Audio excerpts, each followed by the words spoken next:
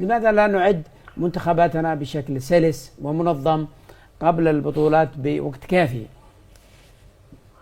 والله صراحة أحمد كلامك كلام منطق وعقلاني وهذا الواقع، ولكن الكل يعرف وضع البلد والوضع الحالي اللي احنا فيه، وخاصة هذا حتى من قبل الحرب يا أستاذ عبد الوهاب، والله من قبل نعم الحرب. نعم يا أستاذ أحمد، من قبل الحرب. كلمتك يا أستاذ أحمد وأنا يا أستاذ أحمد كلمتك كلامك منطق وعقلاني، ولكن احنا بنتكلم في الوقت الراهن والظروف الحاصلة، وكما يعرف الجميع أن المادة هي عصب الحياة.